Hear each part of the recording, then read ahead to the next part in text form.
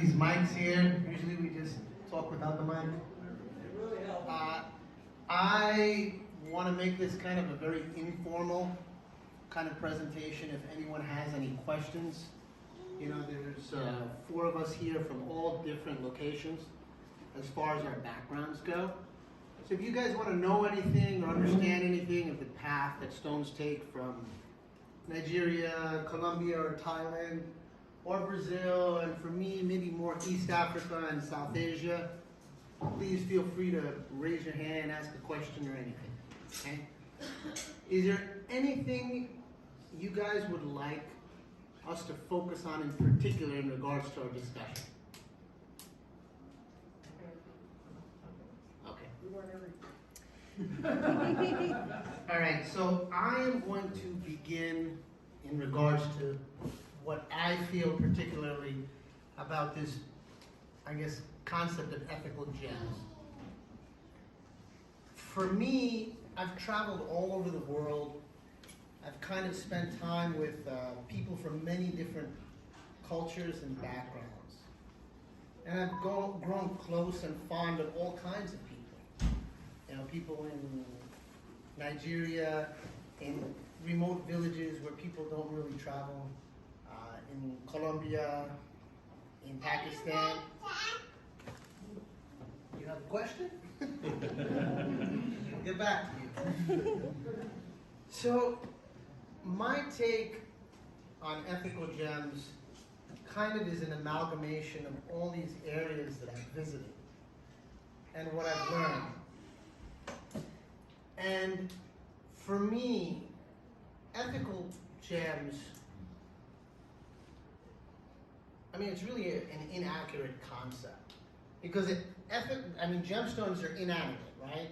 It's like a gun. A gun isn't good or bad by itself.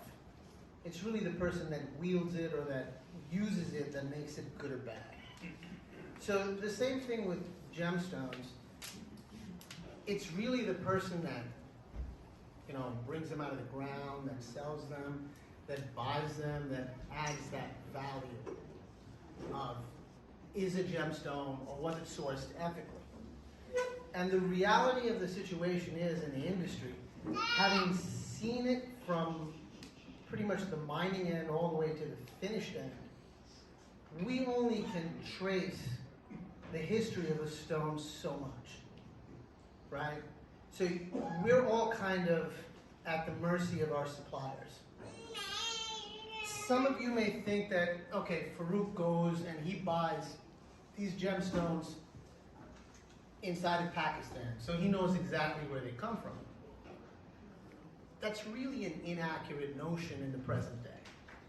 And the reason for this is we may buy gemstones, and I think that, you know, Kins can kind of corroborate this from his experience, and maybe the ladies here as well. We may buy gemstones at a mine that's already traveled to the biggest cities near the mine, sometimes even gone to Thailand, which is a regional market, and brought back because it couldn't be sold at different venues where there are regional markets or local markets.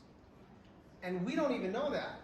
You know, I've heard stories, and I know certain aspects of certain transactions because I've partook in them, or I've partook in them.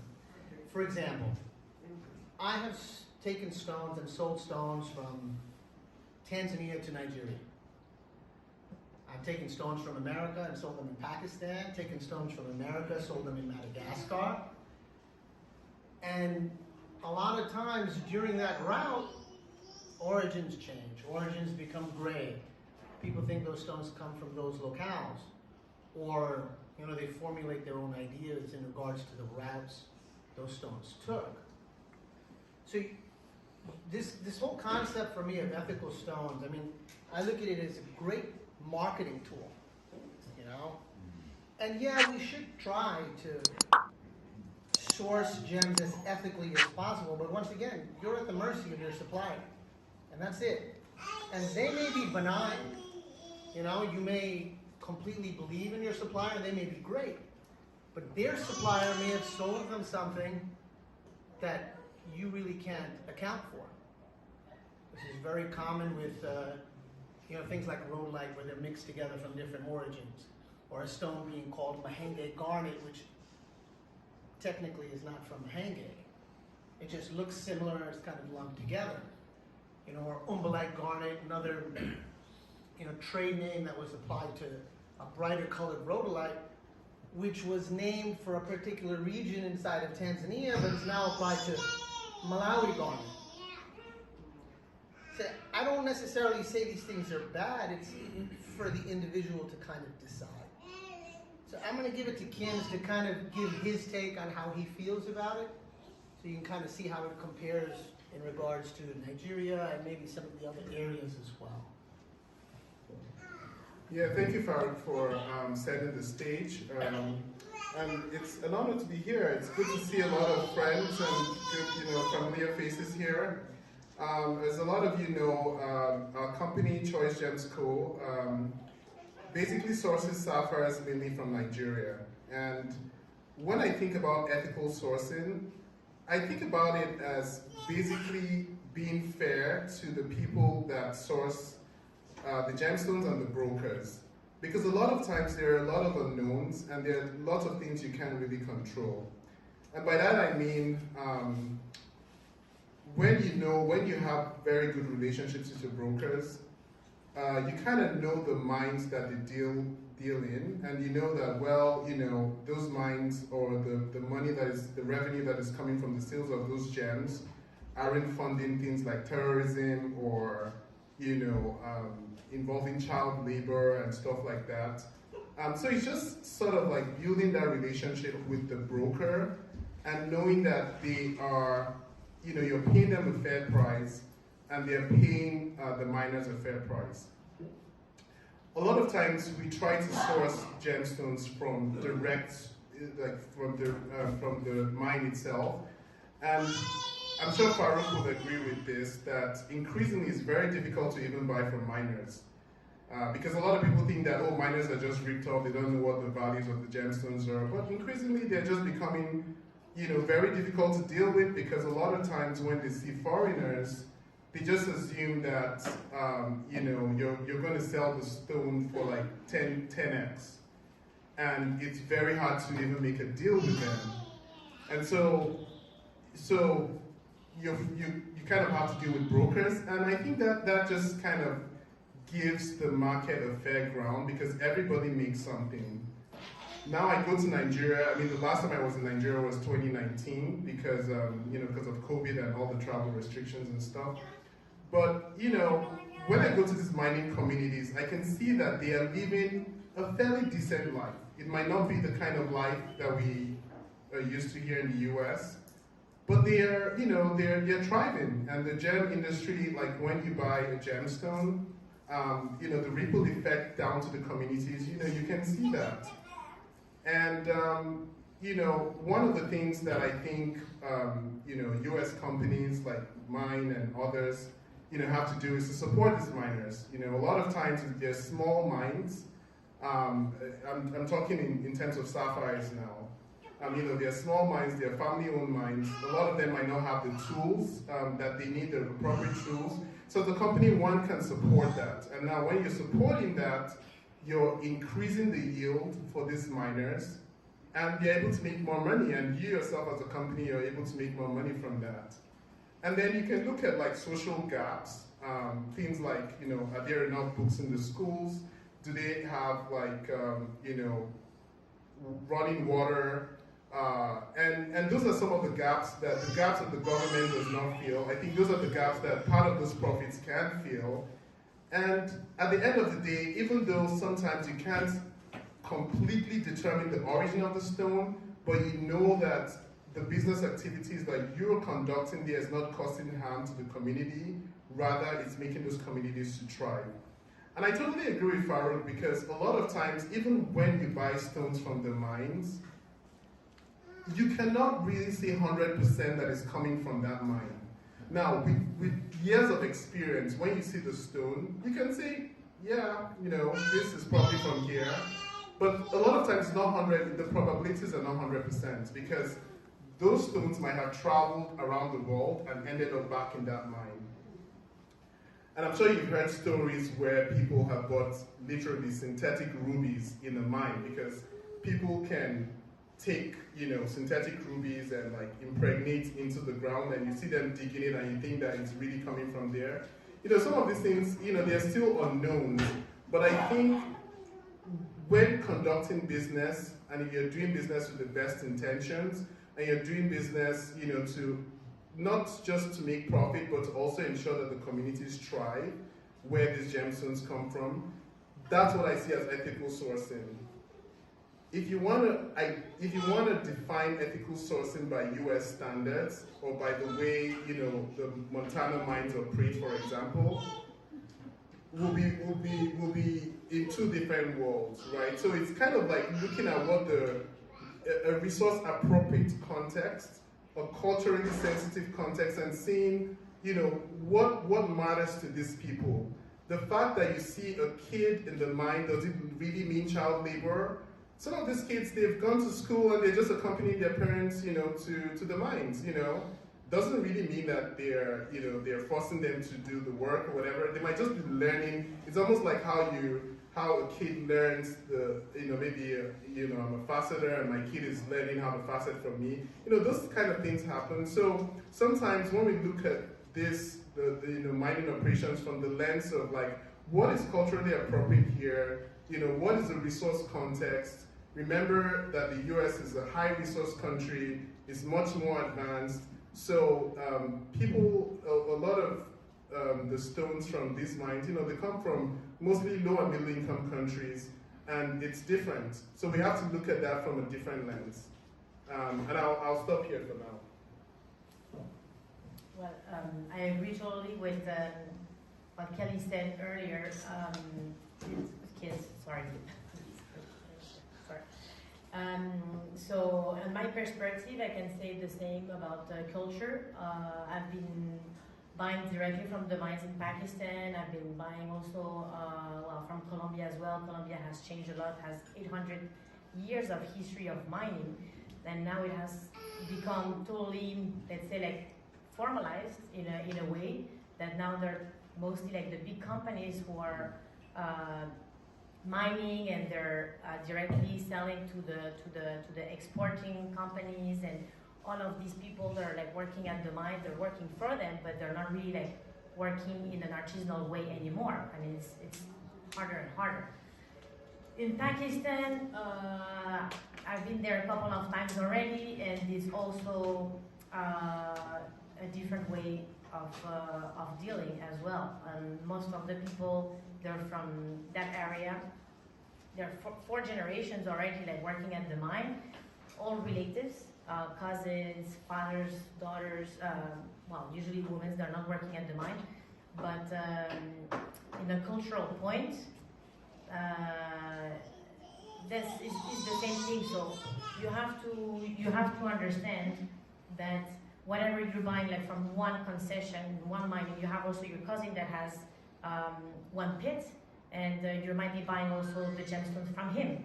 But does it mean that maybe also his lot has been mixed with the other pit that is in the same concession, and maybe it's just like his other cousin, So you can't be in control of that. But then if everyone is working on the same ground, let's say, in the same way, so supporting their own families, then basically, like, so they have salaries, their own salaries, but they're also trading themselves to people basically on the market, and then the stones will go directly in Bangkok to be traded, also like in Dubai, and everyone is trying to make a living. This means that Taliban's are behind also the mines, and in Pakistan, for example, well, not at all. This, I think, has been a misconception. They were there at a period of time, until 2010, and then they left. And now it's that area is in control with the army and then their own people. But everyone in the community is helping each other and trading with one of each other. And I'm trying to buy from one guy who's mining, but he also needs supplies. Sometimes when his pits is not producing, he has to buy from his cousins or his brothers, and everyone is helping each other. Everyone is helping each other in business. In Nigeria, I've been also in Nigeria, not on the sapphire perspective, but I would say on the rubellite perspective, tourmaline in general. And the miner that I was working with, he has several mines. He's in partnership with other people as well. The workers are having, they're sponsored, so they get all the equipment, they have food, they have shelter, everything. They want to make a living. They're paid fairly according to the production. Of course, if there's like 5 people in one mining pit, and they don't find, I don't know, they find like very low quality production, and then the other pit is finding better quality production, where they just wait. It's just unfair, you know, that one will be paid more than the other. So they're just waiting like a couple of weeks or maybe a month to see what the production looks like, and then they will share fairly between. So the miner basically will buy back somehow the goods from the miners. So that's the way that they will earn their life, basically. So maybe something else I will add later. Hello everyone. I agree. I said I was going to say yes to all that you said. I agree with what everybody said. I mean, my brother here, you kind of used some of the words that I had thought about to share with you guys. But thinking of Brazil, when I look from that angle, I think Brazil has come a long way from what Brazil used to be even 20 years ago, maybe a little over 20 years ago. The same thing can happen with, you know, sourcing from a mine and knowing that that's what you're getting, your stones from that exact mine place, as everybody already mentioned here. But one thing that I love that it has happened and things that have improved in Brazil and things are getting moving towards a better way for the people. Because when I think about sourcing, like you said, it's about community, it's about the people getting paid better salaries, the families that needs to be taken care of. In Brazil, a lot of the men, their husbands are working at the mine sites, and lately more and more of the wives get involved. A lot of them are cutting stones now. I know some of the mines, they are somewhat bigger companies in Brazil, that 70% of the people they are cutting their gemstones, they are ladies sitting there. So their husbands are working at the mine site, they're cutting stones, and yes, some of the younger generation, some of their kids, their daughters and sons, are learning to cut or going to the mine site to learn and see what that is about. So salaries are paid better. There are a lot of I shouldn't say a lot, but some of the companies that will give their workers, their garimpeiros, we call them, not only a salary but incentives, and a lot of times somewhat a small partnership of what is being produced and sold at the mines, which makes everybody feel like they are part of this. They are not only working for those people, the owners of those companies, but they are actually getting, you know, somewhat a portion of what is being done with the stones that are being sold out there. So socially speaking, I think it's mining and the companies that are in Brazil, they're doing a good job of bringing to the communities where they are help with schooling for the kids and things that the government, like you said, the government are not there to fill the gap. In a lot of cases, they are doing that kind of work, helping the communities. Brazil, it's a very strict country as far as licensing. So it used to be back in the day that if anybody wants to look at a piece of land and decide that you're going to dig a hole there, let's go for it. You no longer can do that. It's a lot of mines, a lot of areas in Brazil, they are not working. They have stopped production because of all the licenses that needs to be put in place, all the rules and regulations that needs to be done, and all the paperwork that is to be followed through until the government says, okay, you can mine in this area and you can produce in this area. So in a way it's unfortunate, but in a way it keeps things, I would say, some more proper and organized for people. Like you had mentioned, the men, they have to have the right gear to go in to the mining. You know, they have to have the right equipment, the machines, all of that. They have to have better housing than what it used to be back in the day. So for the people, for the community, I think a lot of these companies are doing a good thing and helping the community to do better and involving, I know some of the mines that who allowed some of the women to come at a certain point in time and go through some of the material they kind of left behind for them, if I could put it that way. And so they will find small stones there, and then they will go and they will trade and resell it in certain areas. And so I think these are little things that people don't know and don't realize that is happening in Brazil. But I think it's a good part of it. Of course, it is the bad, and we know that. You know, government is strictly, they are watching all these companies, making sure that everything is done the proper way, and of course there will be the places where things are being done illegally, and it's unfortunate, but it is happening. So I think I'm going to leave it at that, and I'm going to pass it on to you. Thank you. All right, guys, so all of us have had an opportunity to speak. I'm just going to kind of say something I should have probably started with. I tried to get a few of us together that had different backgrounds, okay? So you could have different takes, and also from the perspective of our sisters here who have a unique perspective in a largely male-dominated, field. So anything you kind of really want to know from Nigeria, or a perspective of maybe even generally in West Africa, KIMS is kind of good to give you that perspective. And I have been there, I have some experience there, but I don't necessarily have the years that KIMS does. And my sister here, Zoe, has a background where she spent time in Colombia, and she's visited other places as well, and she's based out of Thailand.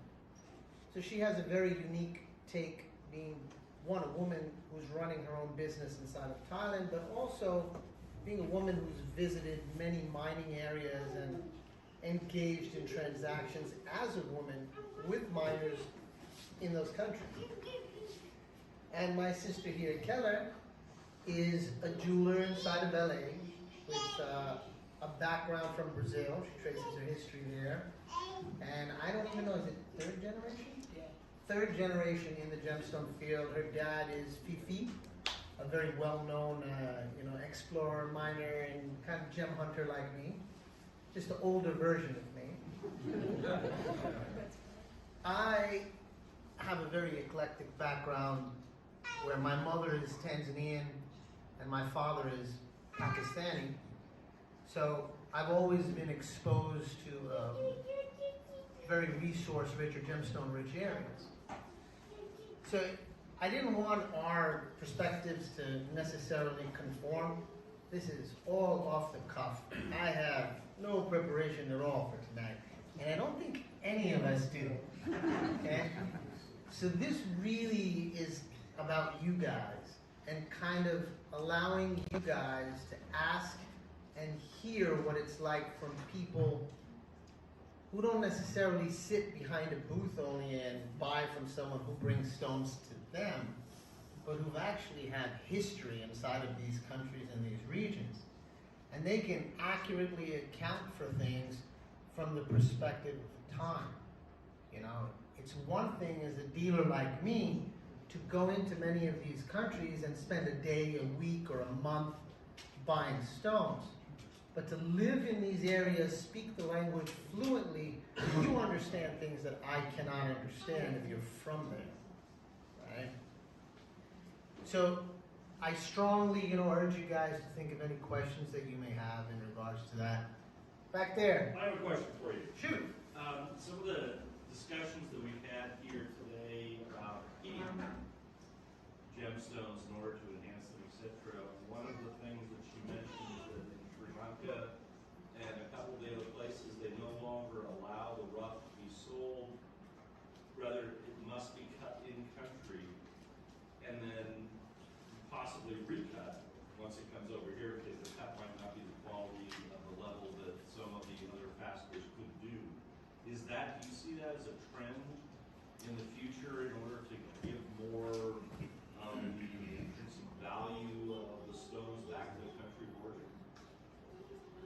I think it's a fascinating concept, you know, and that concept, I mean, maybe not in the cutting end, but at least in the mining end, is even something that's a fairly domestic concept here with the Apaches, who don't allow the mechanization of mining in the peridot mines, right? To make sure that the peridot is there for future generations of, you know, the indigenous people there. Personally, having gone to the areas that I have, I'm very close to a lot of Sri Lankans, and they hold a very special place in my heart, because they probably are the people at the top of the food chain when it comes to paying the highest prices for rough overseas. So I see a lot of people always, you know, pay lip service to supporting Africans or supporting indigenous people all over the world. But when it actually comes to paying the highest prices, I don't think anyone really rivals Sri Lankans for the most part. There are rare exceptions. You may have a very well-established company in Germany or here that's at the top of the food chain here, and for a few stones they could pay higher prices, but it's really Sri Lankans that have kind of cultivated that niche for the precious stones. And they take these stones back, cut them inside of Sri Lanka, as well as their own stones indigenously produced, and I think there isn't this notion of big mega companies that get into mining inside of Sri Lanka, but there has been some attempts at it. Okay? So now the Sri Lankans cut these stones based on their own standards and their ideas of yield and return, not only necessarily of the gemstone, but also on their capital, right? Sometimes a stone that's not the best cut may generate more money overall than a stone that's better cut. And the better cut stone, depending on the style, may not be a standard that's more readily acceptable in that region. So Sri Lanka has been cutting their stones for, I think this has been quite a few decades. It's not something that's new, and the exportation of... Okay, so a century. I don't know exactly, that's my sister here who's giving you that. So, for me, I think it's a beautiful thing. I think it's an ugly thing too. You know, it's beautiful because at least the notion of community and, you know, people is more cohesive. It's like a community mindset. Whereas in some places I've gone, I think like Nigeria, it's a dog-eat-dog world, quite literally. Okay? Everyone competes and there's just such fierce competition, they don't work together. But mashallah, I'm very happy to see that we have Brume there and some other brothers there who have now started to facet, maybe not themselves, but they started to sell cut stones, and they're African-based guys.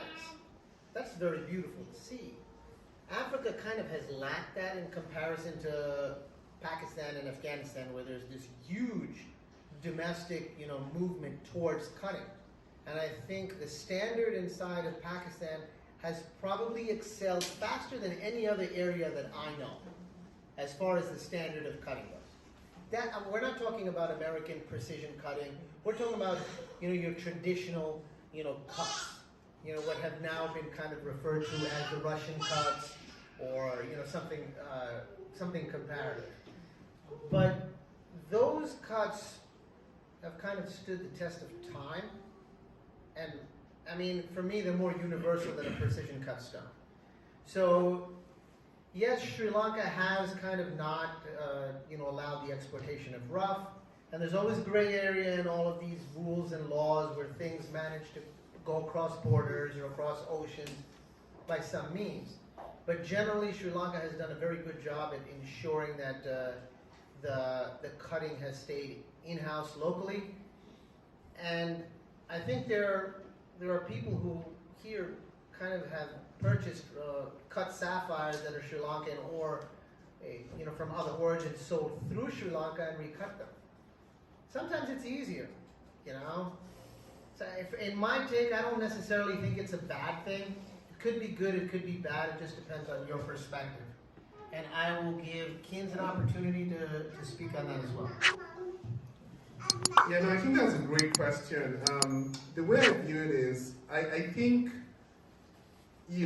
trend-wise, it's still going to be a mix because, cutting has, more, you need kind of more skills to cutting a stone and selling it than just selling rough. And so there will be people within those countries that would cut, and there will be people that will sell rough. I think one of the things, one thing that distinguishes Sri Lanka is the fact that it's a small country, it's not as a diversified economy, they need all that money that they can get. But if you look at countries like Nigeria, that is a large economy, it's an oil economy, even though gemstones is a substantial part of the economy, but when you look at it in relative terms, it's really still very small compared to other sectors that contributes to its GDP. So there's just going to be a mix, and I think it's going to be there for quite a while, where some people are cutting, but people will still sell rough, because again, it's quicker to sell rough than to sell cut stones. There's a lot of resources that is needed to sell cut stones. You have to have the cutting machine, you have to cut it right, you have to cut it to the shapes that the market needs. You have to photograph it, you have to put it on the internet. It takes a lot of time and effort. And a lot of people don't have that, And so yeah, I think it's going to be a mix where they're going to be cut stones, they're going to be rough stones in these countries. I think Sri Lanka, yes, they've set a pace, but that's a country that have been producing sapphires for over 100 years. They've been cutting sapphires. I remember I bought a cut stone from a guy who is 95 years old. He bought this stone from Sri Lanka in 1940, and you can see that Sri Lanka has been cutting stones, like the cutting has evolved over time. So yeah, I think it's gonna be a mix, and I think everyone will plug in the different facets of the industry. Everyone can cut. Some people are gonna mine. Some people are gonna sell rough. Some people are gonna cut. Some people are gonna photograph. It's a whole economy, and I think it will remain like that for a long time. Oh, sorry, I didn't even ask you. Okay, so I guess that kind of hopefully answers your question? Yeah, thank you. Okay, you're welcome. All right. Okay. I would love one day to be in the position of each one of you, so I would love to pose this question to each one of you. What do you think would be, in your mind, the single most helpful advice that you would give someone that would like to go to countries one day and source rough? Come with me. I'll take that.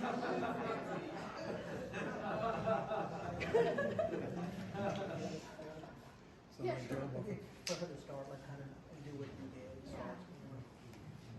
I think just do it. I'm trying to think of the easiest way to put this. I think a lot of times we can be the first ones that tell ourselves that we may not be able to, or for whatever reason. There's always a reason. A lot of times it's money, but I haven't traveled to different countries. I don't know the language, or whatever is there that you keep telling yourself. I think it's just, you can do anything you put your mind to it, really. Any of us can. It's just taking that step, and a lot of times it's just gradually moving towards the very thing that you want to do. So, you're here, so that's huge, right? So you're already in the industry, and every day you learn. And you were friends with Farooq. He just said, "Come with me." So the easiest thing to do would be, "Hey Farooq, I want to go with you on one of the trips," right, Farooq? Hey, Farooq, I want to go with you on a trip. The truth here is that most Thank you. people you will see who come from abroad and kind of do what we do are really very welcoming.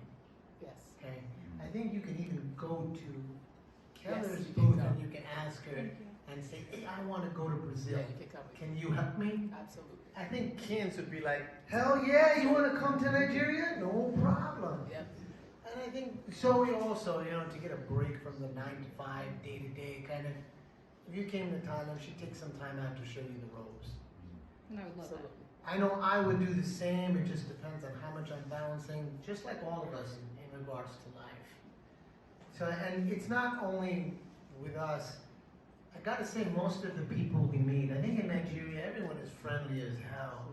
Forget whatever you read on TV, And Yeah, but you need, I would say something, if you're going like to kind of like dangerous countries, especially as a woman, Yes. you need really trustful contacts, security. That's what I got in Yes. Nigeria for my first time, because you never exactly know where you're going. Even if they tell you like nothing's gonna happen, you still have security with guns and everything.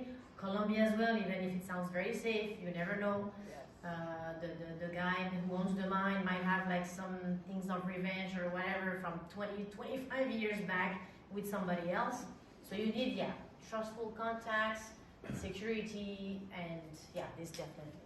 Make sure you're safe. I'm going to just add to this from my personal experiences. The first time I had a gun pulled out on me, I was 11 years old. The first time I was shot at, I was 14 years old. Okay? And I routinely had a gun pulled out on me probably since I was 11 till I was 17 or so. And every one of those experiences was in New York. Okay. So, there are good areas and bad areas everywhere. I feel very safe in Nigeria, but I am not a woman, okay? That's good. And that is something that I can't speak for. So my sister here See, speaks, that's why I wanted to pose it Yes. to everybody. and she's going to be more cautious in regards to that than I would. But from my experience, I don't think in Nigeria there's so much of an issue against women. It's more an issue of safety when going to these remote areas. Yeah. And that fluctuates. Mhm. It's not a consistent thing, right? So even in the United States, when Uncle Sam was giving everyone a paycheck in their house at the beginning of the epidemic, nobody was creating any problems. As those winded down, you can see elevated crime stats in many big cities. And this is normal, okay? I kind of look at this as what I call relative morality. Okay? So when I hold a standard to somebody, it's relative to their condition. Okay? So if you go to Nigeria and you see someone impoverished and he tries to pick your pocket or tries to do something you may find unethical, you have to take it in the context of his life. He may be doing that to pay for his child's food. I'm not trying to justify what he did, but it's different if Farooq came to you and tried to pick your pocket. You're like, Farooq, what are you doing? Oh, I'm sorry, it was an accident. Here's your money back. So I think in regards to life, you really have to take that into account. And it's hard to do when you're younger. You learn that with age. I remember I was a stickler. I was like, no, but this is the right thing to do. But right and wrong really is gray. And as you get older, your understanding of it evolves. And it all kind of centers around this subject of ethical gems. So you really have to follow your heart and kind of choose the people, just like you would in any business, right? If you don't like a shop owner, you don't go to the shop owner, right? You don't like how he's giving you your milk or whatever it is, you go to the next store. It's the same thing with dealers, And I can't attest to, the veracity of all aspects of every dealer. No one can. You can just base your decision on what you know and what you see. That's really it. At least that's my take on it. Thank you. Yeah, no, Farooq, thank you, and thank you for that. I think the first step would be to do your own research about that country, and granted, the media definitely, they have to exaggerate stories for people to click and read, right? So that's one thing, to just kind of know the general overview, and then the second thing is just talk to people that have been there, right? Like, to sort of like for example, Nigeria. Yeah, it's been in the news for bad stuff. But Nigeria is a huge country, right? There are areas in Nigeria where even me as a Nigerian, I would go there, right? There's a Boko Haram. I'm sure a lot of you heard about the school kidnapping, some years back. That's in the northeast, and there's some areas that are relatively safe, and maybe for extra safety as a woman, you can hire security, to be with you, in those lines. But I think the most important thing is having someone in the country that you can trust. Because those are the people that know where to navigate, they understand the culture, you don't just want to go to a country, especially as a white woman, right? Like, just show up and, a lot of people will see, a white person as just a money bag, right? Sometimes, especially in these foreign countries. So, it's all about relationships. And honestly, once you can build that relationship or travel with someone that have traveled there, like, Farooq offered, and I know he's serious. Farooq has been to over 75 countries, yeah,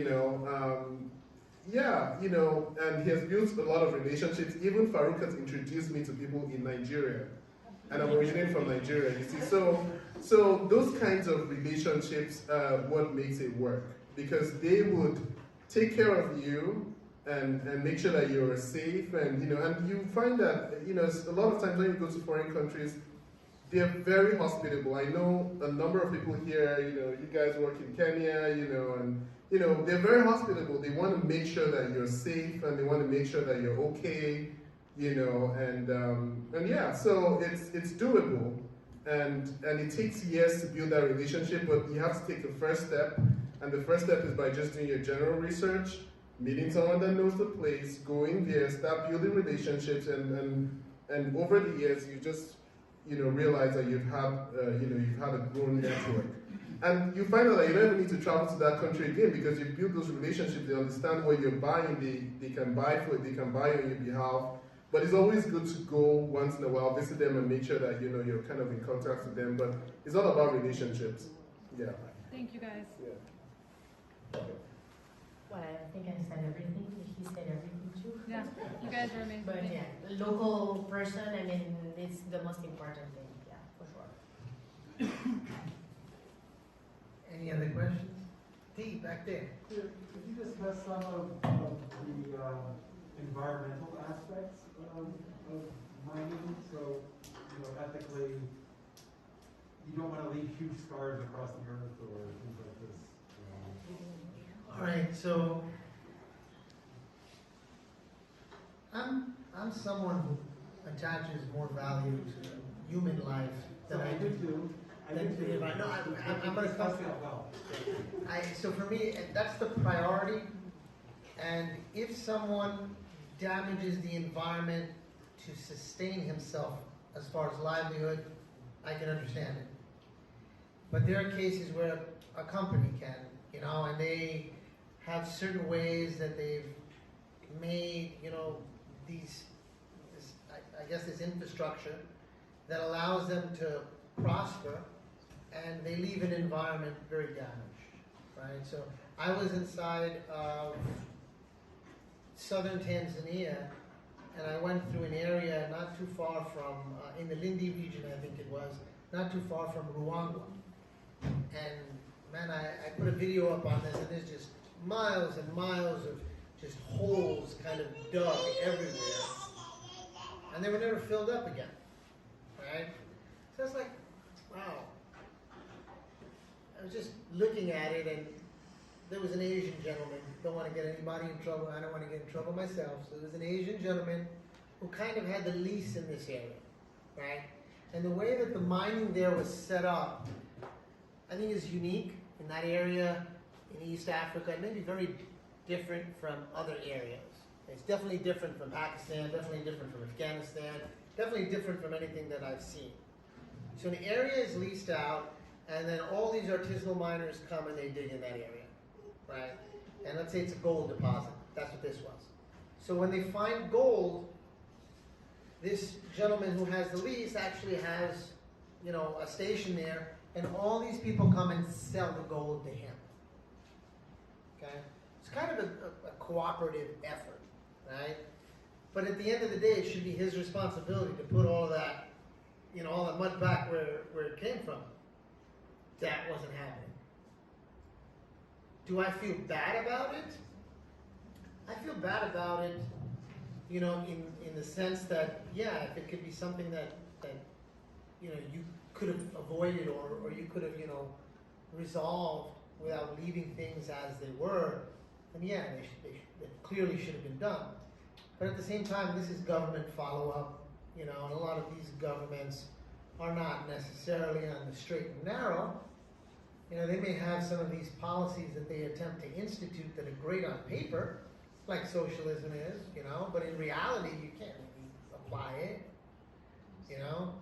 So for me, when I go to these places and I see that just it's sustenance, you know, they're just basically surviving in some of these places. And for you to say to put that mud back to those guys that just spent, you know, 6 weeks to dig it up and to kind of pay, you know, just for basic necessities, ugali maybe, or fufu, just imagine working that way just to pay for rice and not even meat, but like lentils, you know? They're not thinking about the environment. That's just the reality. That said, as a contrast, you know, this notion is that these big companies are better, right? So let's say if you take Gem Fields or any of these big companies, that they're better because they help with the environment. Yeah, but that's like our gems are ethical. Well, how true really is that? You know, with anything. And if you can give 1%, what's 1%? You know, it really is nothing when you think about it.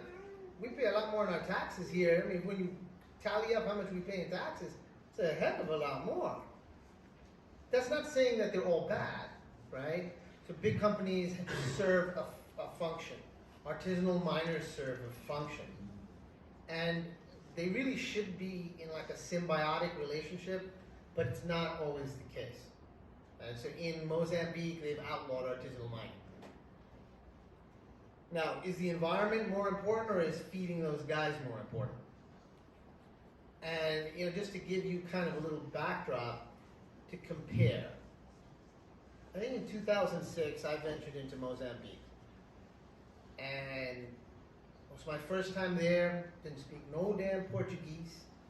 And that's the only language they spoke, and a little bit of Swahili in the north. Yeah, I should. So I ventured over there, and I'm really gung-ho about going to the pits wherever I travel. It's not only about the stones for me, it's really about the people and the culture and absorbing that. You know, I'm fascinated academically with a lot of different aspects of life, psychology, you know, sociology, things that maybe not everyone really is into. They'd be like, Farooq, that's kind of boring. Where are the rocks? But I went there, and it was a very interesting setup, okay? So Mozambique is an area known, after Nigeria, to have made West Africans in the stone game, okay? I think Nigeria is what put West Africans on the map. West Africans meaning Guineans, Senegalese, and Malian people, who generally dominate the stone trade in most of Africa. So I walked in, and I get into this environment where there are 3 groups of buyers, the Malians, the Guineans, and the Senegalese. And then some strays, right? Maybe an occasional Nigerian, or an occasional, you know, Gambian, but not strong communities. The other communities actually developed like some kind of administrative structure in the bush. So I come over there and I'm trying to buy stones. And believe this or not, in much of Africa, I am referred to as the white man, okay? So my sister here, she'd be powder. I don't even know what they call her. I'm the white man, okay? So when we went to these areas, it got to the point where the West Africans felt threatened initially.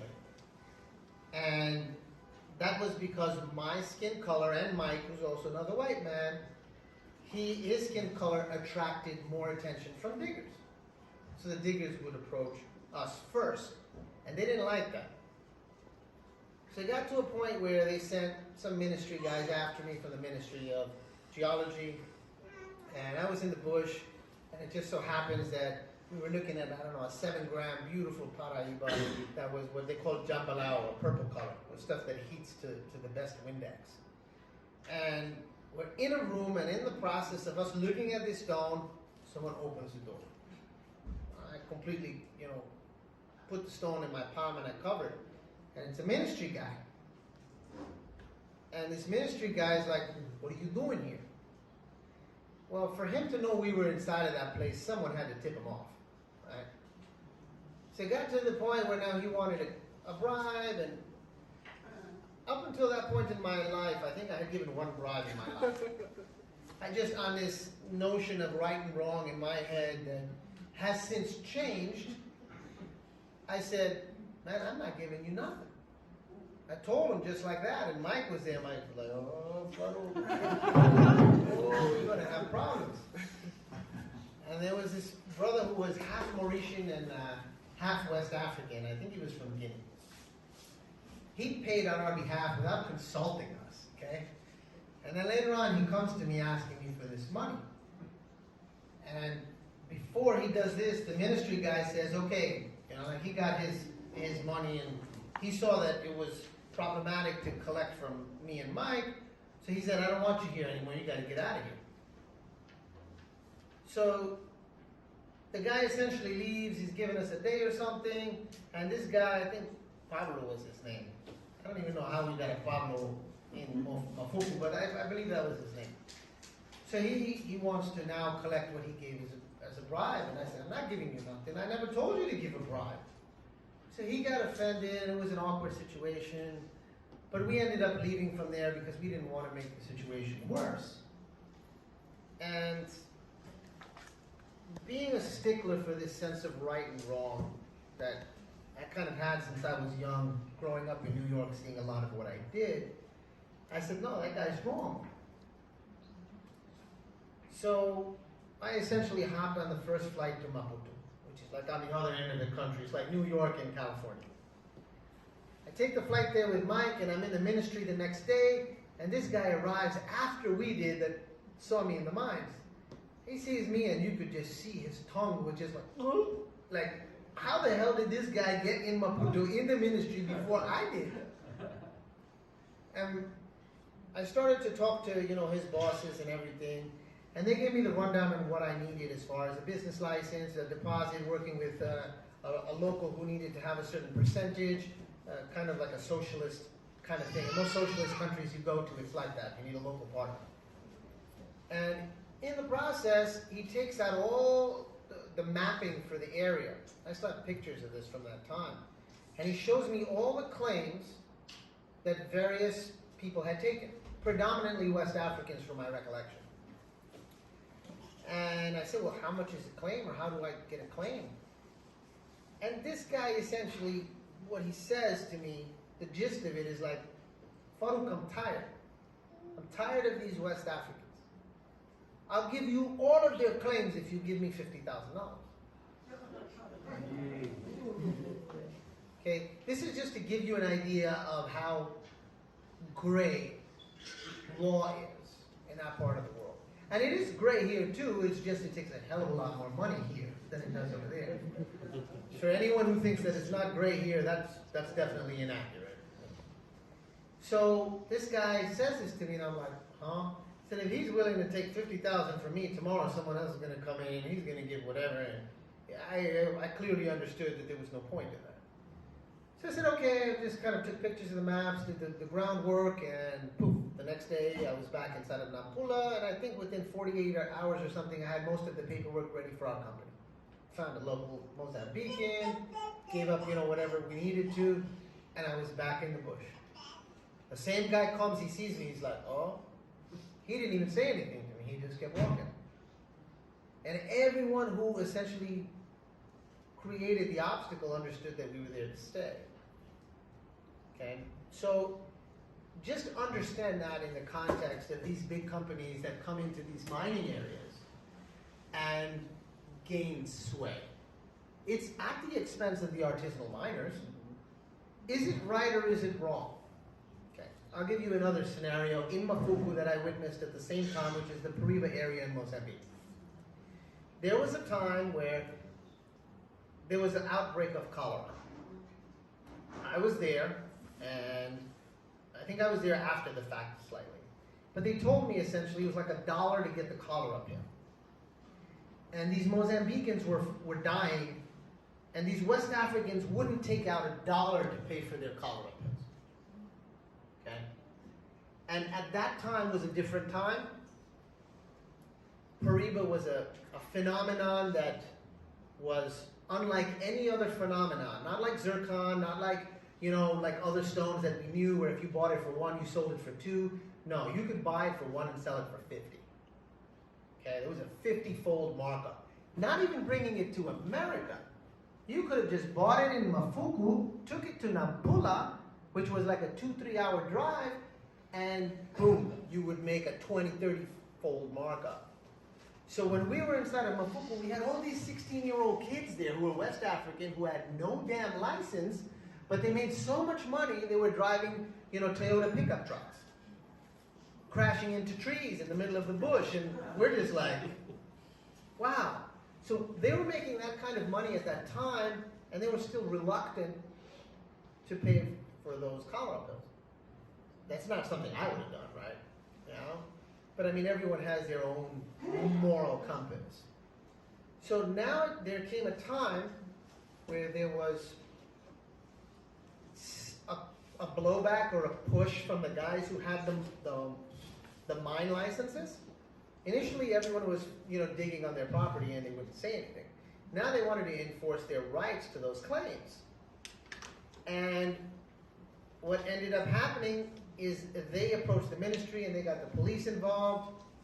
And as they got involved, they started to kick the West Africans and off the properties and arrest them. And it was actually the Mozambicans, the diggers, who stood up and fought for them. It was mind-blowing to see this, right, or to hear this.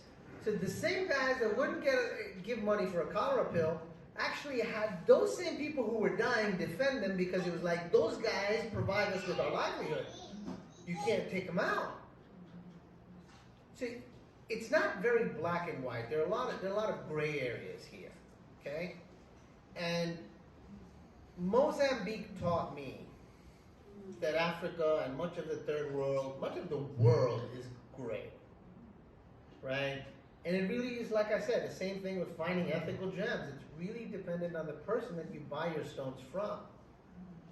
Every time you buy a stone from someone, you support that person and his ethics, okay? So that notion of,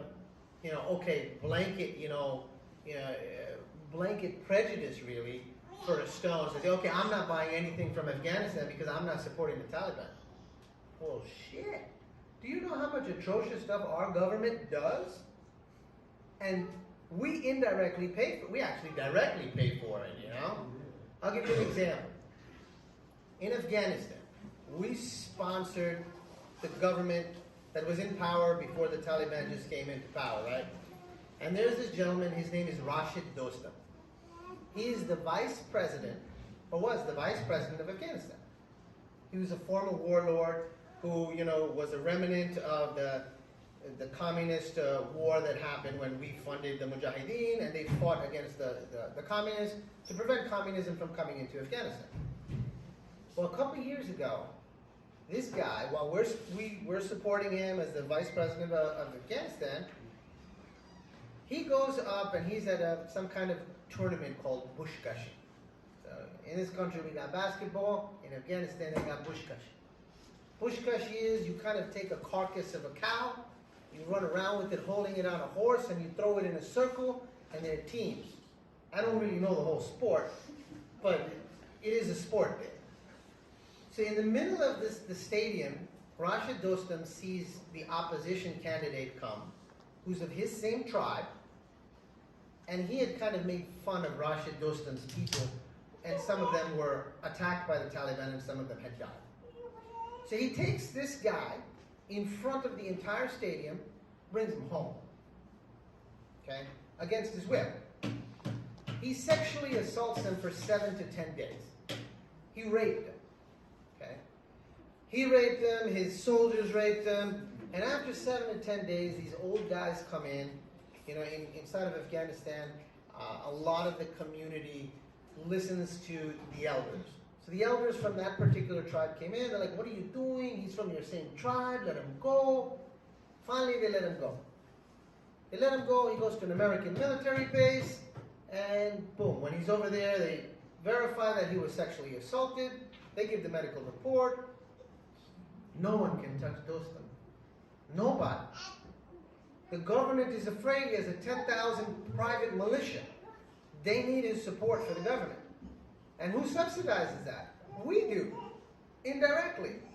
That's only one case. There's no other country, I think, you can say where the vice president sexually assaulted the opposition candidate and he's still in power, or was still in power. So, I mean, a lot of that is very gray. And it was the best option that our guys up top that they thought they had. But we funded it, right? So when we say we don't want to support a movement, right? Well, you're not supporting the Taliban if you buy stones, right? And truly, when you think of it at a fundamental level, we're all human. We all generally want the same thing, right? I know you want better for your kids. You want better for a better future for them. You want to provide for them the best that you can. And most people are like that. There's no difference if you're born in another country or across a border or you're of a different ethnic background when it comes to that. Yeah, culturally there may be some unique qualities where maybe in one country people stay together as, you know, an extended family, whereas that's a decaying concept in other countries, right? But generally everybody wants the well-being of their family members. For every person that's digging in a mine in Afghanistan, I always say, that's one less person who's picking up a gun trying to shoot at someone. And the truth is, Afghanistan changed when we went in there, not because we brought something benign, but because we gave them opportunities with the money that we dropped there. And they saw they could do better for their families. And that's what you want, that's what I want. They're no different. So, I mean, in the sense of, you know, your original thing where you spoke of, you know, the environment, for me, what's the paramount concern is people, right? So, if the environment is hurt but people survive, that's what I shoot for. But 100%, I don't want to see people, you know, dropping things, you know, into pits inside of Tanzania, you know, to you know, make sure they extract gold, let's say, right? That's going to, you know, leave its mark and be poisonous for future generations. Nobody wants that. But the reality is that I think the most important thing is people. We have to make sure that we're alive and we support each other collectively. This is at least my take. And me, I look at everyone in this room as my family. I love everyone in this room. The good, the bad, the ugly. You know, if it was only good, you would never appreciate them because you never experienced them. And all of those bad experiences you have make you who you are as a person, which tomorrow hopefully will be better than it was yesterday. This is my take. Okay, about the environment, I have to say that, for example, in Thailand, in the gemstone town is called Chantaburi, which is also a mining area for sapphire and rubies. I mean, now there's not so much sapphires except black sapphires, but most of the miners are just on mining. And whatever they were excavating there, when they finish in one place, they just put back the mud back there and then they replant trees or banana trees, or it could be durians, or any kind of fruits. Because any type of ground in Thailand, you have fruits that are growing up there. So it's not completely damaged, and it belongs usually to the same family that is digging up the mine, but they just like replant it and reuse the ground to just replant trees or have some fruits. So and then they change just like that. So it's not really completely entirely damaged. That's probably one of the only places where they do that. Because in Colombia it's pretty different. So since it's like a mountain, yeah, they kind of destroy the mountain, so there's nothing to do about it. And Pakistan, I would say pretty much the same. But yeah, in Thailand it's different kind of ground. One thing I just like to add. Each country is socio-economically at its unique position, right? So when you look at America, yeah, we can afford to pay someone $65,000 because we got to go through OSHA, and someone like Jeff Swanger, it gives him a headache to kind of do it, but he does it because he loves money. There is really nobody inside of Nigeria that's going to pay $65,000 to a miner over there, and there is no OSHA there. There's just, a couple of naira inside of a pocket that you got to give to somebody. So you can see Thailand, which is kind of like a mid-level country, developmentally, do things like this. And you can see America do more because we're at a higher stage as far as the per capita GDP kind of goes. But when you talk about countries like Liberia or you talk about Nigeria, they're at a different stage when it comes to the per capita income. They just won't do it. There's no enforcement, and it's just not economically feasible to have it done there. Yeah, no, I totally agree with Farooq. I think he has echoed a lot of my sentiments. One other thing I'll add is, if you own a mine, yes, you can definitely enforce some of those, environmentally cautious things, while mining. But if you don't own the mine, it's really, as a buyer, it's really something that you cannot control as much as you want to control. A lot of those enforcement lies in the government. Nigeria has had its fair share of, really fatal environmental disasters when it comes to mining. Some of you might know that in 2012 there was lead poisoning for lots of kids somewhere in Zamfara State, where it's rich in gold. They were mining gold, and a lot of these kids, because lead, kids are much more susceptible to lead poisoning than adults, and so it was a terrible disaster in Nigeria, and I think that has made the Nigerian government, to an extent, become aware of this situation, and they try to enforce it. But again, a lot of the mines are small, like Farooq said. These miners they just want to eat. They just want to feed their families. They just want to send their kids to school, and one last thing I'll say is, and I'll just talk about COVID a little bit because I think I can draw a parallel with it. When COVID started,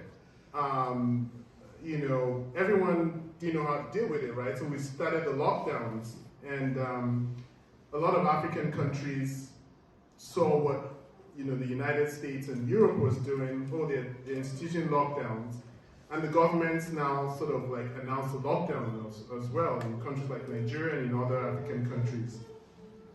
And guess what? Now the data is out. A lot of people were dying of hunger due to the lockdowns than COVID. Why? Because it's a different model. Here in the US, we can afford to go to the grocery and get stuff that we're going to use for 2-3 weeks, right? But in a lot of all these other countries, they work for the day. So they work, the money they earn, that's what they go to buy food for their families. And so it wasn't really a working model. You had to think about ways that you can adapt it to your own situation. And that's what led me to, kind of write an article about that, Afrocentric ways to deal with COVID.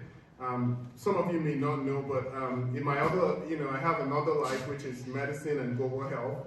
And so, so I care about these things, right? So it's something that I think African countries started kind of adopting and like, okay, if we can't do a lockdown, what can we do? Can we enforce masks? Can we look at, look at other ways, and then maybe you can enforce lockdowns in places it could work. But it's basically just looking at where different countries are in their socioeconomic development. America is far advanced. Thailand is more of a middle-income country. And all these countries are kind of rising. So the things that we see as important, and really they're important, there might be higher priority issues for some of these places. And I think that's a lens we need to look at these places with. And sometimes it's difficult because if you spend most of your time in America, it's difficult to just see why are these people doing it this way. But again, it's just good to go with that consciousness, and that way we can kind of understand some of the context that these things happen. Thank you. Just to piggyback a little bit on what Zoe said, Brazil enforces the law of planting trees. And one thing that I didn't know when I found out recently, I knew about it, but the government actually gives that miner, the company, a number of trees to be planted, and you are supposed to plant the trees. They're native to these regions, and then send them pictures. They wanted to make sure that you're not just going to plant the trees and take off. So just on what you said, I think it helps not allowing them to be in that place, do their sourcing, do their mining, and they just take off, and so be it. So I just want to add that. Sure. You've talked a lot about partnering with government, ministry officials, so kind of connecting that with the first question about value addition, that sort of thing. I'm curious, maybe you could speak to this in Tanzania, like I'm sure other countries do have export laws, but what thoughts on partnering with the local governments with export laws, maybe the opportunity in some countries for value addition inside the country, and staying within those laws. You talk a lot about people and taking care of people on the supply chain, the jobs that could be incurred by staying inside those export laws and allowing gems to be cut inside the country as opposed to exporting as rough, that sort of thing. All right, sister. I don't want you to get upset with me if we bump heads, okay, on our takes on this. My mother is Tanzanian. My mother's family has been in Tanzania for well over 100 years. He knows who my mother's family is.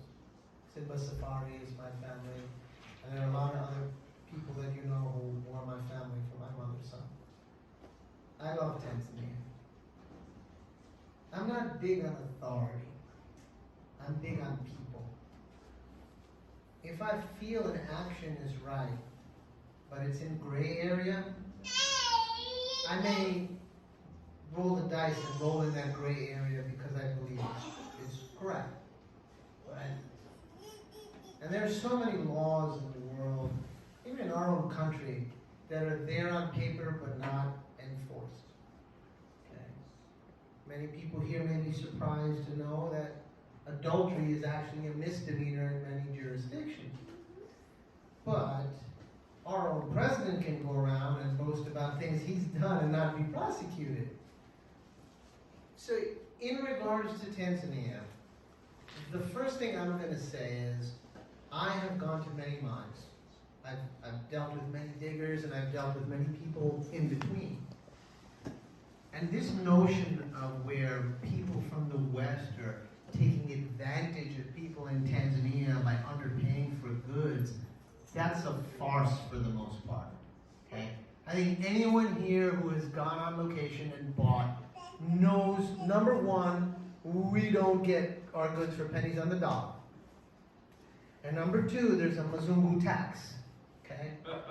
So, the white man pays more, and I am a white man, so I'm paying more to go in these countries and buy these goods. For me, when I look at the structure right? You have the digger, you have the people in the middle. Inside of Tanzania in particular, you have the licensed brokers who can sell to the people who have master dealer licenses, and then you also have the guys who have the mining licenses, right? And this crazy structure that they have where some can sell to some and not to the others, and it was insane. When I was trying to navigate in Tunduru when I was there right now, it was like, same thing. I don't want to get anybody in trouble here, so I have to watch what I say and how I say it. But let's say in a part of southern Tanzania, when I went there and I wanted to visit the mines, I had to pay tribute before I went there to the appropriate office. And the gentleman that I paid tribute to said, "Farooq, you're American." Yes. He was kind of tired of Sri Lankans, is essentially what, I gathered. And it's kind of interesting where me myself, I go to the mines. I believe you visited the mines as well. The Sri Lankans can't do that. He can attest to that. They won't. They'll be crucified if the Sri Lankans go to the mining areas. It's kind of discriminatory. But from a legality standpoint, in order for me to buy, this is what has to happen. I have to employ a broker, okay? Someone, I think it's $100 or something for one of these broker licenses. Then I have to have a master dealer license inside of there. Then I can accompany that broker, and he's the one who's going to technically buy the goods because he's the only one who can, and then he's employed by me. Unless I think maybe I myself can also have a broker license and a master dealer license. If you go in with a business license, you can purchase rock or gemstones in the allocated area. So if you But we're talking about the mining areas. Oh, in the mining areas, no one can buy now. Only a broker can legally buy in the mining areas. So the way to overcome it, the way legally it was explained to me, is like, Farooq, you got to get one of these local guys. And we hired a local guy, and we had a master dealer, so we had the whole entourage going inside of, the bush, and it was like, all right, we're legally okay. But it was idiotic, right? And for me, the group of people that I am most skeptical about, and that's saying it very conservatively, are the brokers. I love and admire people who have the testicular fortitude to buy their goods and sell them. Not to take them from a miner and say, okay, wait here, and go to, wherever they go and sell them at 5 times or 10 times value. And this is the norm there. Many people who are foreigners who go there who buy don't understand this. But for example, right in front of, the offices right there by Otto, I remember I would see all of the brokers outside lined up, and there'd be someone who came from the mining area, and they'd give the stone or show the stone to the broker, and I have no idea why, but the digger wouldn't go directly into an office. He would give it to the broker would go into the office, but the broker would say, "How much do you want for this stone?" There's a very famous story of Jimmy Chocolate, if you know who Jimmy Chocolate is, with the RAV4 before I guess he had to sell it. This gentleman used to sit on the strip right in front of where the market used to be, and one day God shined his light on him. He was sitting there, and someone came with a ruby and plopped it in his hand, and he tells, Jimmy, he's like, "Jimmy, I want this much money for it." It was something not too excessive. I think it was like $2,000 or something. So Jimmy says, "Okay, you stay here." He literally went 10 feet across to where the buyer's office was. It was a master dealer, and it was a Thai sitting inside of the office, and he goes to the Thai. Well, the Thai offers him $70,000 or $60,000 for this stone. The digger out there is going to get $2,000, okay? So he goes in, he says, "Okay, I'll give you the stone for 60 or whatever was agreed," and he gives him the stone. He says, "But I got to get $2,000 from you first." Takes that $2,000, goes outside and gets rid of the digger. And then he gets paid when the guy comes back and brings the rest of the money. And now, Jimmy Chocolate is what his name became after he got paid like this. He used to sport all these gold chains. He used to have that brand new gold RAV4, if I'm not mistaken. Until such time as he kind of, lost all of that with, just life. But I have to this day never encountered, you know, a steal like Jimmy Chocolate did in all my travels overseas. The truth is, where I've made the most value has been in the United States, buying material here, and then essentially reselling it in Asia, which makes no sense to most people. They're like, how the hell did you do that, Farooq? But it's just how it was. Now, when you speak of value addition, I want to see an indigenous market develop for stone cutters inside of Tanzania. I want to see it. But the local people have to want it. I went to Pakistan, you know, in the 90s. There was almost no market locally for cut stones. And in 10 to 15 years, the speed and veracity with which it developed was astounding. But there are reasons for it, if you can look at those reasons, right? So Afghanis are, or the Afghanis who control the market in Pakistan, they're all related, okay? And Afghanis have very big families. So a father will put some family member into cutting stones, and it just kind of grows from there. It's like a family enterprise, really. And there's complete trust. If one of them does something wrong, his dad's going to come and kick his ass. That doesn't happen in Tanzania. The problem in Tanzania is a lack of trust. And that lack of trust is your blessing and mine. Because if it existed there, you and me wouldn't be able to go and buy stones there. That's just the reality. We'd be priced out. That's what makes Congo tourmaline way more affordable than Nigerian tourmaline. Because in Nigeria, there's still West African trust amongst the people. But inside of Congo, a son doesn't trust his mother, because if he leaves his stones home, his mother's going to sell his stones, and she's going to take the money, and she's gone. So when that level of trust develops, the market for cut stones, for everything will develop like this. It's just getting that level of trust amongst the people.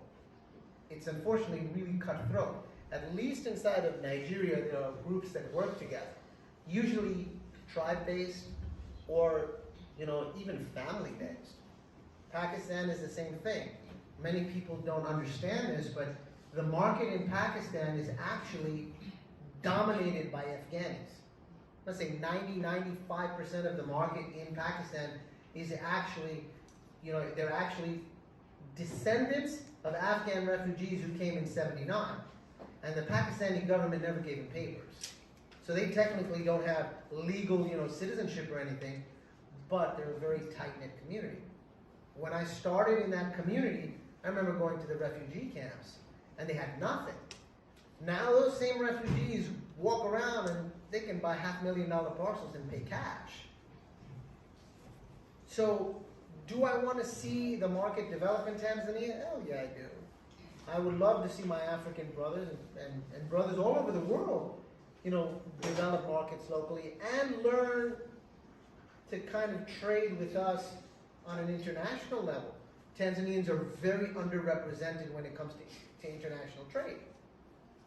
You know, you can still see West Africans congregate to Thailand, right? They dominate the industry inside of Thailand when it comes to the rough trade. You do see some Tanzanians going and some Kenyans going, but it's pretty limited. So, I mean, for me, I buy rough, but truthfully, the value addition in the cut stones is nominal, right? I mean, how much is Tanzanite rough there? 250 a gram, give or take. You can buy the cut stones in this country for, if you really know where to go, at 150, 160. What's the value addition? What's an American going to make if he buys and he recuts it? The markup isn't really that big. If you look at most mass-produced, you know, products, there's usually a 100% markup, right? So if the guy who's making this chair is buying the raw materials, he's selling the chair, his idea is he wants to make 100% markup. And it's usually from there. So the next guy who's selling it retail, he wants to make 100% markup. I think that that's actually a larger markup than we see in the industry in stones now. There are Sri Lankans who are playing with 10, 15, 20% margins because they're pricing rough so high. I'm sure he can attest to it, and I'm sure you could probably attest to it too. So in that sense, like I said, I would love to see the indigenous trade developed there in regards to faceting, but it's really something that the local guys have to do. I'm kind of curious to hear that contrasted with the ladies in South America, where they do have a culture of cutting and have had a culture of cutting for a long time, specifically thinking about emeralds. You know, emerald mining in Colombia getting cut, I think, by Colombians. Tell me if I'm wrong.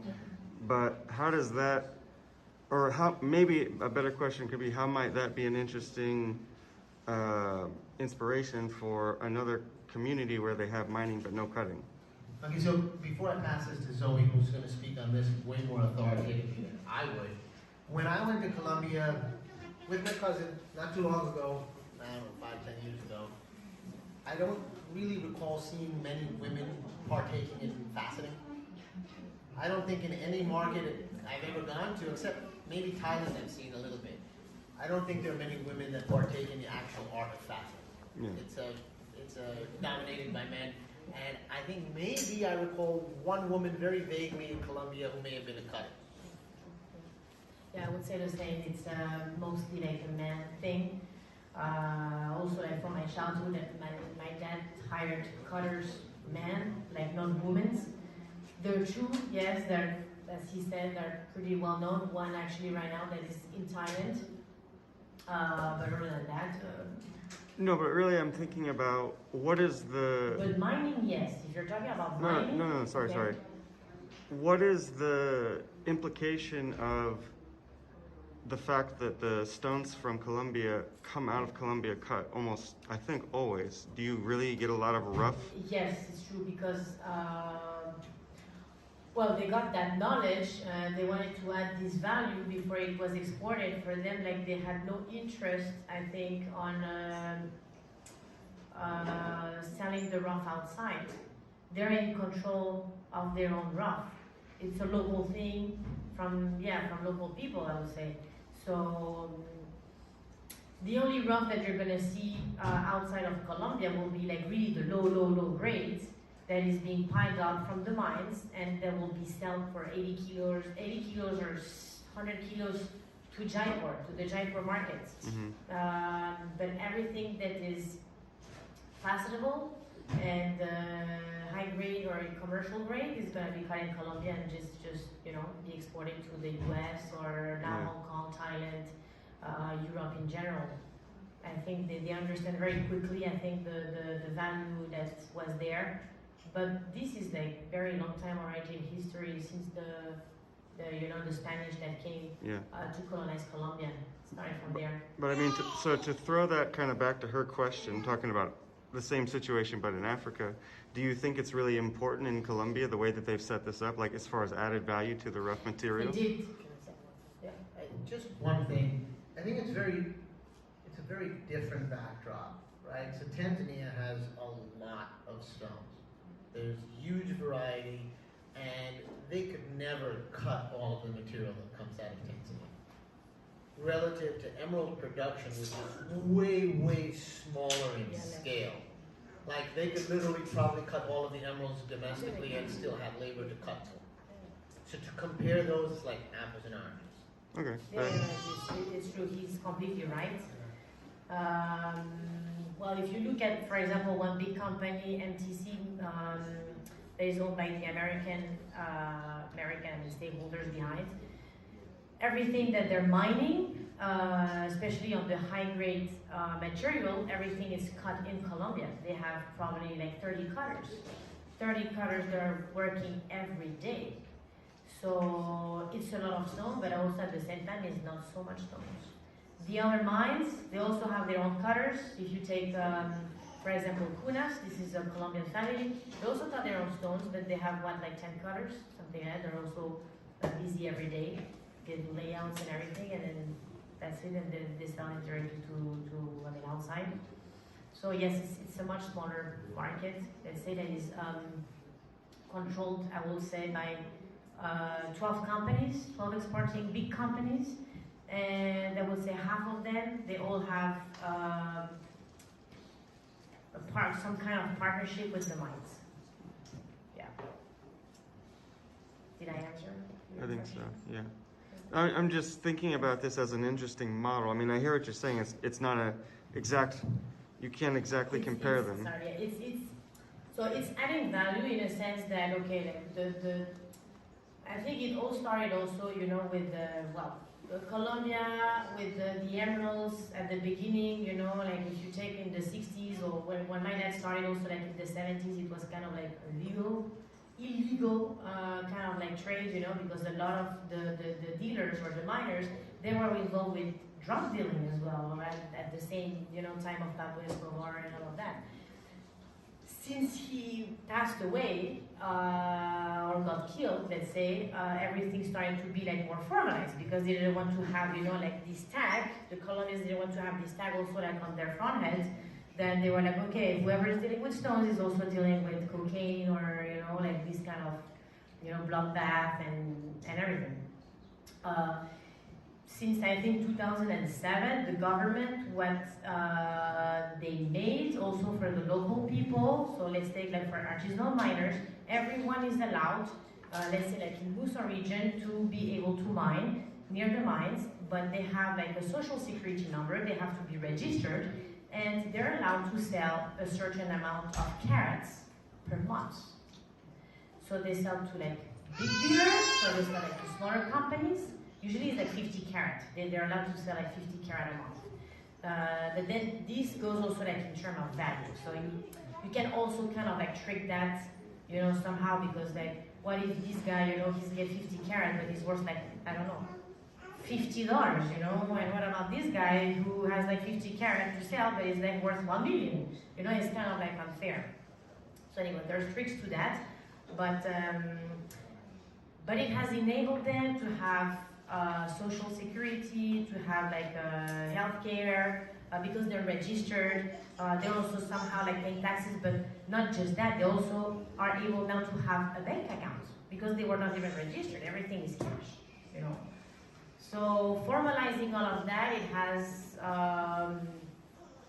let's say, eased up a lot of things on the market, but it has also limited a lot, you know, because you have a lot less brokers as well. The chain is like, the supply chain, you know, has become smaller and smaller, so you have a lot of people in the region, the mining region, that right now are working directly for the big companies. They cannot work for themselves because there's like just nothing left and they cannot make a living anymore, you know, or they just have found another work.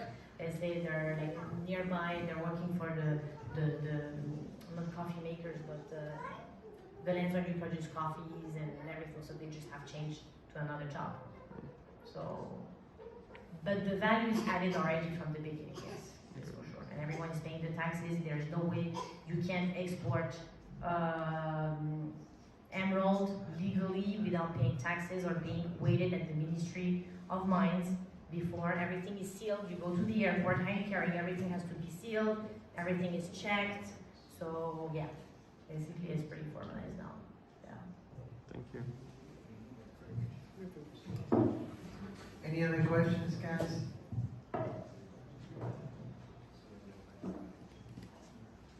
Yes? So I really love this world, and I've lived in a lot of these places, and but I'm also a jewelry designer, and I most of the people I talk to are other jewelry designers, and it's so, I just hear over and over and over again, I'm only buying Montana sapphires because I'm an ethical jeweler. I'm sure you know what I'm talking about. So I think as I'm explaining things to them, it would help me if I had examples of what is an unethical gem. Like in your experiences, have you encountered a deal or a situation where you're like, I'm not touching that? Because it gives an idea of where's the floor. Okay, so once again, a gemstone is an inanimate object. Right, but you know what I'm saying. So when you refer to this, it's really, was it sourced ethically? I'll give you a couple of situations for me in my life, okay, in regards to stones. So I try, okay, when I say this, the word try, I think that human nature in general is always to take the easy way out or to maximize your return, right? And doing the right thing is not always the easy thing. So if you have an opportunity to make more money by doing something that may not be the best way to do it ethically, your inclination is usually to do it by your nature. The part that stops you is that ability that you have, your cognitive ability to be like, wait, this isn't right, okay? But as far as your nature, it's almost instinctual in a way, okay? And I think it's always a struggle with whatever you do in life to look at it with your moral compass and try to do the right thing. It's not that you always will, you'll try. So now this word try. In some countries I go to, let's just say there's this one country A. I know of a dealer who has done things where he sexually oppressed the women that work in his office. And in this country, it's almost like okay. Okay? Like in our country, if something like that happened, it'd be like, whoa. It's like war is about to start, you know? Especially with the current climate and political correctness in regards to it.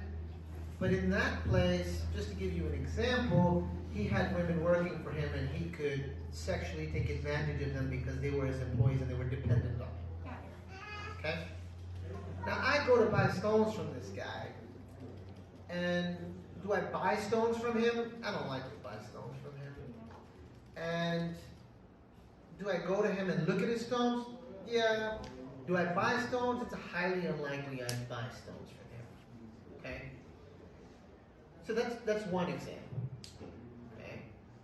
Now, when you take into consideration this background of this individual, you have to understand that everything, unless you physically encountered it, is really hearsay, right?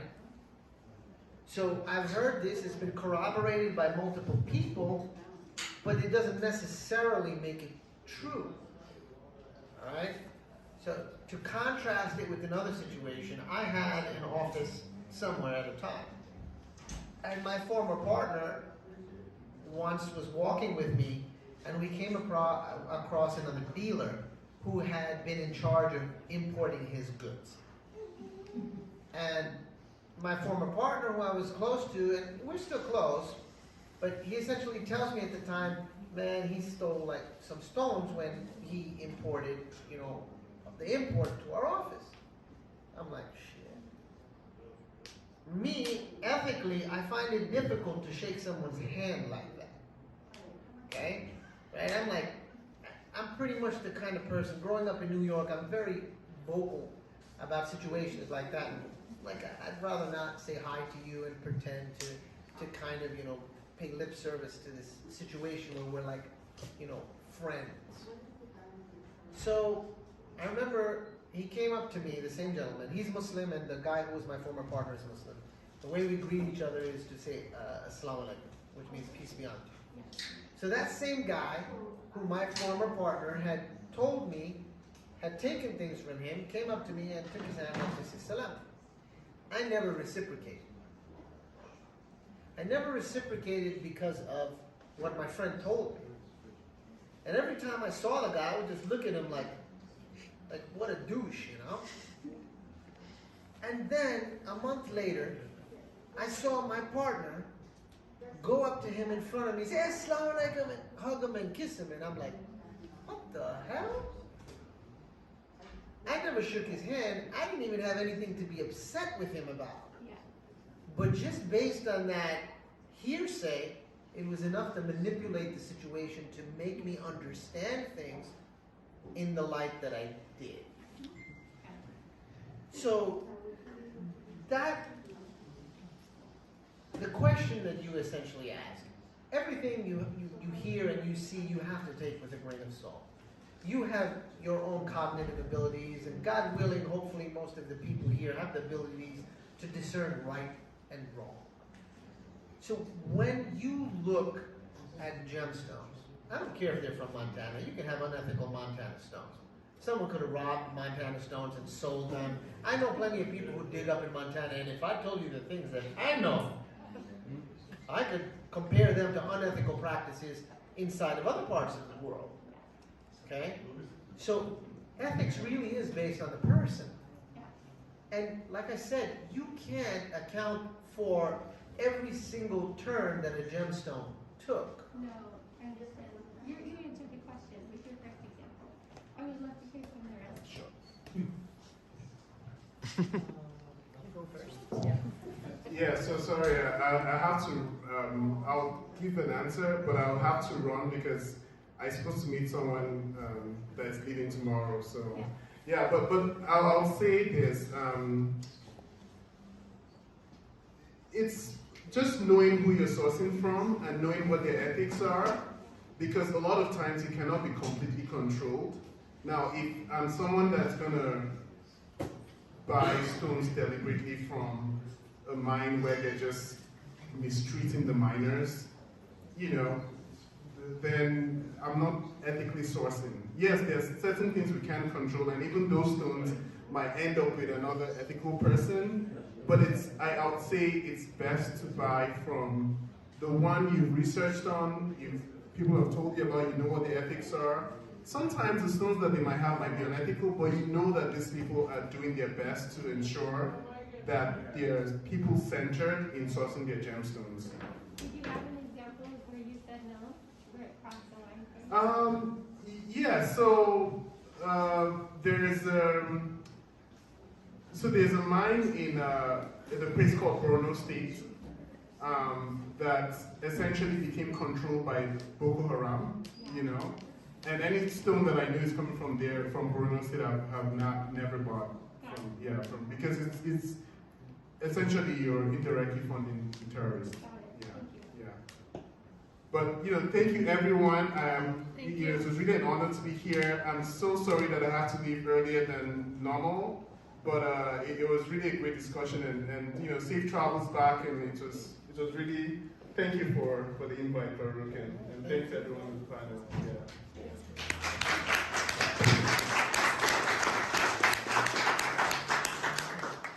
Okay, so one thing here, guys. My sisters here are new at the public speaking. I don't know, have you spoken before publicly? Once, but not yet. Okay, so I am being very light-handed with my sister. My Nigerian brother there can talk forever. Yes. And Nigerians in general can talk forever. I'm from New York and I can definitely talk forever. So I would definitely give both my sisters more of an opportunity, but I have to gauge and make sure I don't get into trouble. Okay? Would you like to answer my question? Sorry? Would you like to answer my question? Yeah, I can, but I mean, I'm trying to find what kind of situation Not like want to deal with someone for whatever reason. You didn't like the person because of actions or conduct. Well, it was more like on the other way around. Well, okay, yeah, they're well. No, yes, actually, yes, they've been okay. So I was getting so those stones from that mine in Nigeria, and one of the right hand of the owner of those mines, I apparently understood at some point, because we're getting basically like every kind of production was going to Bangkok, and we're in charge of selling the rock for him. And at some point, he was not, he had to restructure one of the mines, and we're not getting anything at this point. But somehow there's some material that still came back to Bangkok. And it just made my way through other brokers, dealers.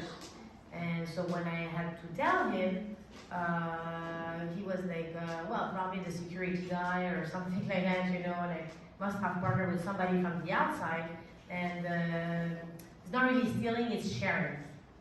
Okay, that's another understanding also you have in Nigeria. There is no stealing. Many Africans. Exactly, yeah, probably. There's no stealing, is everything is sharing, the piece of cake. So, but it's very frustrating at first when you don't really have the experience, but somehow after, okay, you understand. Anyway, at the end of the day, you have the same stones from that, from that same mine that is on the market, and somebody else, is trying to sell them to you. Well, me, I refuse to buy them because they were basically the whoever was there at the mine, either the security guy or maybe one of the right arm of my former boss at that time. Well, he was not being honest with him. He was just basically stealing in front of his eyes, and he was already getting his commission and everything. So yeah, that's one of the situations where I decided, well, obviously I'm not going to buy it, even if it's our own material that is out there. So yeah. Okay. First, I just want to say thank you. And I want to just point out that I love that headline, "Don't believe the hype." And the reason is this. Just like 3 days ago in the news, there's a guy that got a note out of jail appealing to Jeff Bezos for help. He's in jail in China because he was exposing child labor making Amazon. And we're in here talking about these guys like mining gemstones. No, man, the unethical is Amazon. Where's the hype? Where are people talking about that? All the child labor for our iPhones that everybody in this room has one. Yeah, no, 100%. So, just a lot of respect for your headline and for what you do. I have nothing but love for everybody here. Thank you very, very much for making it an awesome, awesome evening. We're very honored to have been here and got to share time with you guys. Thank you. All the best to you guys, and hopefully we'll get to do another one of these with my sisters and my brother, and maybe some more family members in the near future. I'm gonna let my sisters say bye, and thank you and bye for me. One thing, if any of you guys have any questions or need any help or would like to adventure out, you can contact any one of us anytime you see us, or just on social media. We're all pretty much on social media, very active. Thank you so much for the invitation. Thank you so much for listening, and thank you so much for all your questions. Thanks. Thank you so much for having me. Thank you for inviting. It's been a pleasure to sit here with you, Zoe and Farooq, and we are family. So I don't know all of you as many of you as Farooq does, but if you are his family, you are my family. So thank you so much.